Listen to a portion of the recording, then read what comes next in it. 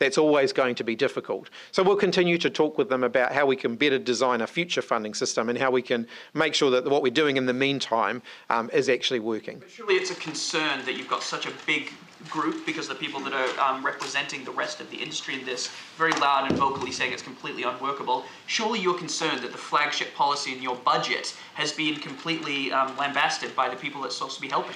These concerns were raised 20 years ago when 20 hours free was first introduced, so they're not new. There's always a tension within that sector about how best to design the funding system. There's nothing particularly new about that. Prime Minister, with the Everest Day, would you look at making that official? Is that something that you would consider? I understand that the Nepalese community would certainly like to see that official. I mean, as a public holiday, no, it's not on the books, but there are ways of officially recognising days that aren't public holidays, and I'm certainly very open to that. With the changes to the Intelligence and Security Act that's just been tabled, do you think there's any appetite from any political parties to take the power away from the political sphere and give it to officials? We've only had one very preliminary conversation about the report so far. The commitment that I have made to the other parties in Parliament is, I don't think there's any need for this to become a political football. I think on national security matters, we should be able to be mature enough to have, constructive conversations across the Parliament about these. The review panel has produced, a challenging set of recommendations. It's a very comprehensive set of recommendations. I think we owe it to them to go through those effectively one by one and consider contestable advice on that. So I'd want advice, for example, if you look at the two warranting streams, for example, I'd want to get advice from the agencies who currently work within that framework around the practical implications of that. In terms of how we best structure parliamentary scrutiny of the intelligence agencies, yes, I think there is room for us to do that better. And I'm open to that conversation. Whether what the panel have come up with is the right way of doing that, I'm not convinced. But I certainly think there's room for discussion about how we can improve the robustness of the scrutiny of our intelligence agencies. Why are you not convinced? Because you'd potentially be putting a number of members of Parliament into a situation where they're overseeing the intelligence agencies who wouldn't have access to any kind of contestable strands of advice. So you can't. I think we'd have to consider overall how we would resource that committee, what that would involve. In reality, the ministers at the moment who are, me, as the Minister for National Security and Intelligence, and also the Leader of the Opposition, who has interaction with the security agencies and also international interaction in this space, can actually bring a different perspective that a backbench member of Parliament might not be able to. And my view is that can enhance the scrutiny. I also do, and I'll be frank about this, I can also see the point of the panel.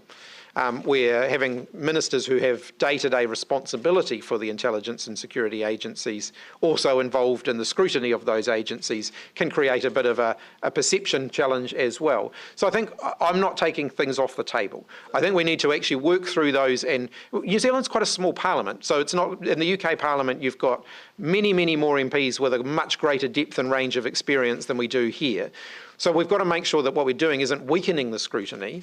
But yes, I think we can do more things to improve the scrutiny. So do you agree to an extent that the committee does lack some independence? Look, I think we just need to work through carefully how best to improve the level of scrutiny. One of the challenges that the committee that has been identified, I think, is that the committee hasn't met all that often in the past. And that's something I know my predecessor was focused on improving. It's something that I'm focused on improving as well. What about have you or anyone in the government spoken with National since yesterday in regards to the housing density stuff, or received any correspondence from them at all in regards to that? I haven't. I know that Dr. Woods wrote to the opposition, I think a day before their announcement, indicating that we were willing to talk to them. I haven't in the last few hours had an update from her on whether she's had a response yet. Now that you've had a little bit more time to work out what it is that they're proposing and what's different about it, where have you landed in terms of, I guess, how far Labour, the government, is prepared to budge, to negotiate with them. How much could we see this policy change to make it bipartisan? We're open to that conversation with them. I note that when this proposal was first put before the Parliament, the National Party were claiming it was all their idea and that this was something that they had pushed the government to do. And there's an element of truth in that. They did come to the government with a proposal to change the way our planning laws operated in order to free up housing. The compromise arrangement that was reached had a lot in it that the National Party had been asking for. And now they've walked away from many of the things that they were the ones who were, many of the proposals that they themselves were the ones pushing. So if they're not willing to stand behind them, of course, we will take a moment to look at whether we're willing to stand behind things that they ultimately proposed in the first place. So, but I mean, if you take what they actually put out on Sunday, you're looking at councils being able to opt out of the 3-storey stuff. The greenfield zone's been able to build there, still having the 30-year demand growth stuff in place and still having higher density around transport hubs, etc.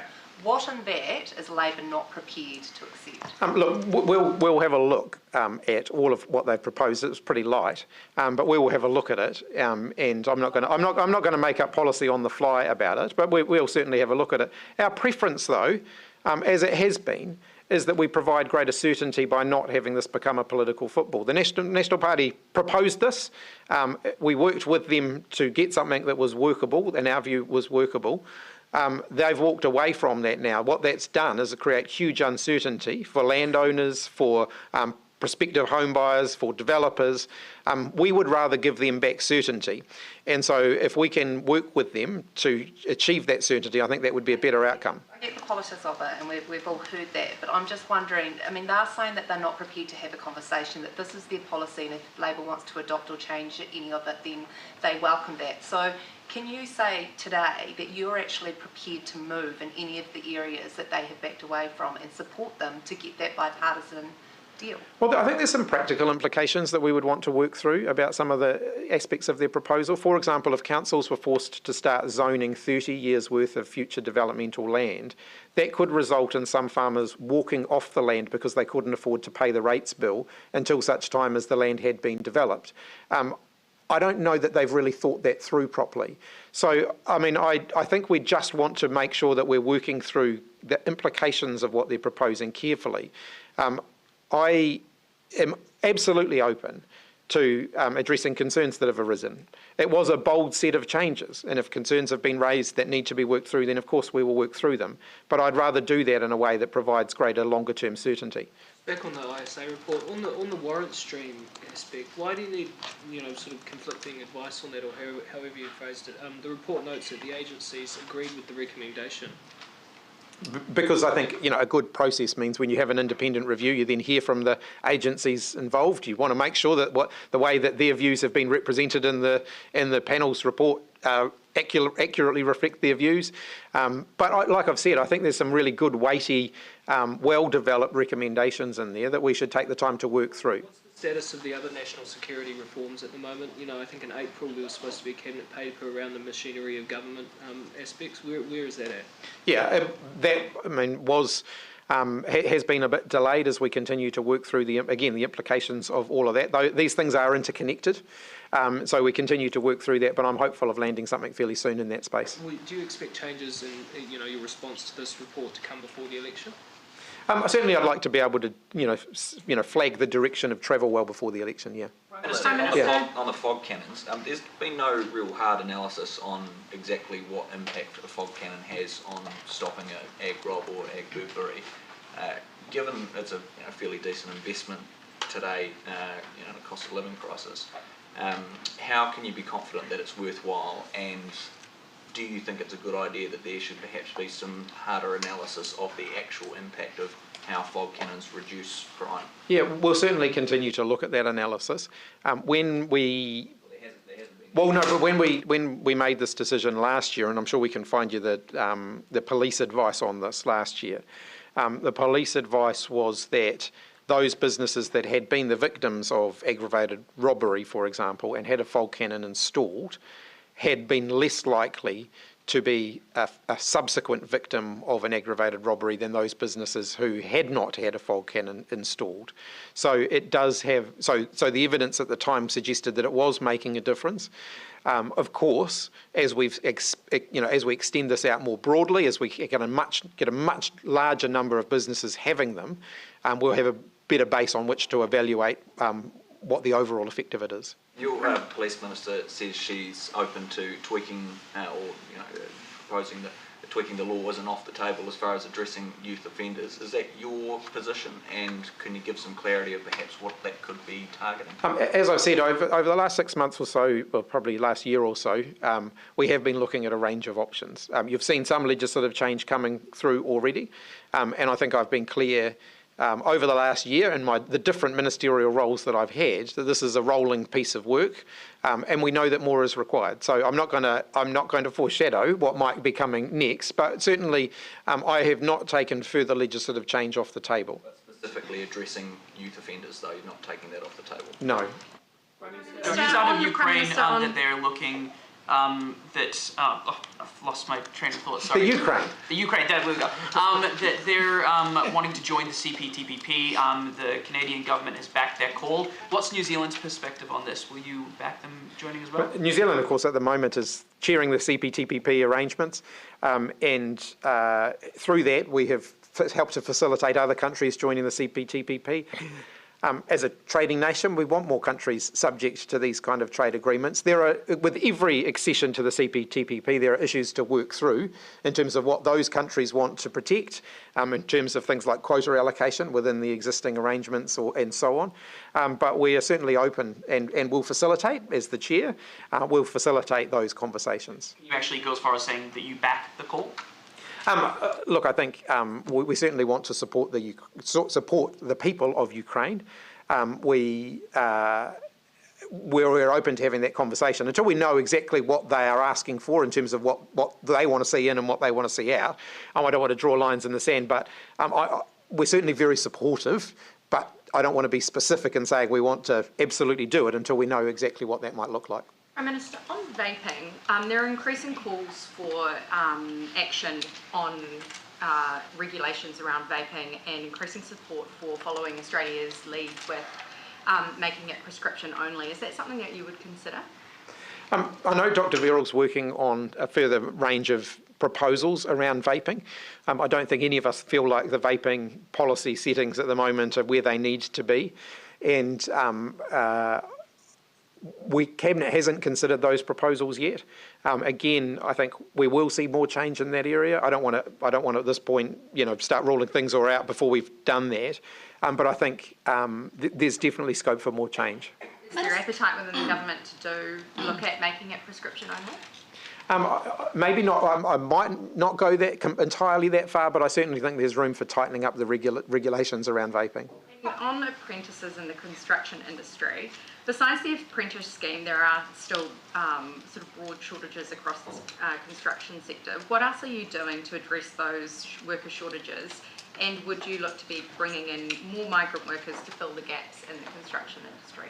We're already doing that, and so we are seeing a significant number of workers in that space coming through our immigration settings. But we've also got to do more to train locally as well. So part of our vocational education reforms have been driven by by the desire to make sure that what we're training is actually meeting the industry need. Nothing is more heartbreaking to me than speaking to a young person who's gone through a course or a qualification only to find that that isn't actually what the prospective employers are looking for. So better matching what's being delivered in terms of the educational delivery and the skill needs of industry, that's a key driver for the vocational education reform program. Prime Minister, how disappointing was it to get that negative feedback about the early childhood subsidy extension? As I've indicated, it's not really new and it's not universal. So within the sector, you've got some people who are very enthusiastic and chomping at the bit to get on with it. And then there will be others who are less enthusiastic. We'll continue to work with the sector. In the time that I was the Minister of Education, I think some of the most robust conversations I had were around the Early Childhood Education Advisory Committee's table, where we did work through these issues. They're not new, and we continue to just seek to make progress. I don't think we'll ever land something, because of the sector is such a diverse sector, I don't think we'll ever land anything that has everybody universally saying hip hip hooray, but I think we can resolve most of the issues. Prime Minister, 2 months ago today you launched a review into communications between Stuart Nash and his donors. You said that'd take 2 months, so where is that review? My understanding is that the Cabinet Secretary's asked for a couple more weeks just to go through the process of finalising it, to do the natural justice process of consulting those whose communications have been reviewed and so on, and that we will then see something. So I have deliberately kept out of that because I think it's important that the Cabinet Office do that independently, which is the terms of reference that I'd approved for them. Have you raised any concerns so far with you? No, I mean I expect that I will get the full report. I haven't asked for progress updates or anything like that. Is the delay because there's just so much communication with so many donors? I have no idea. So I have not had any updates from the Cabinet Secretary in terms of what the review might be finding or anything like that. So I think we just got to let the process run its course. You excited about supporting your mate getting knighted? I'm very excited. I think it'll be a lovely day for Ashley. He's served New Zealand incredibly well, became a bit of a cult figure across New Zealand. Notoriously bad poker face, but I think it will be a special moment for him, and I'm looking forward to being part of that. Are you going to do anything just the two of you to celebrate? No, I haven't actually spoken to him for the last little while, so I'll be looking forward to catching up with him at least on when we do it. What did you think of the change to the police's pursuit policy? When I was the Minister of Police, I did have a conversation with them. I think there were legitimate public safety concerns around the previous pursuits policy. But I also think that by the time I became the Minister of Police, there was an acknowledgement that maybe they'd swung the pendulum a bit too far. And as a result, we were seeing increased numbers of fleeing drivers because they felt they had a sense of impunity. And so I know the police have been working really hard to get the balance right here. No one wants to see the police pursuits policy creating additional unnecessary harm to public safety. But I also don't think we want to see fleeing drivers get away with it or feel that they can just put the foot down and get away with it.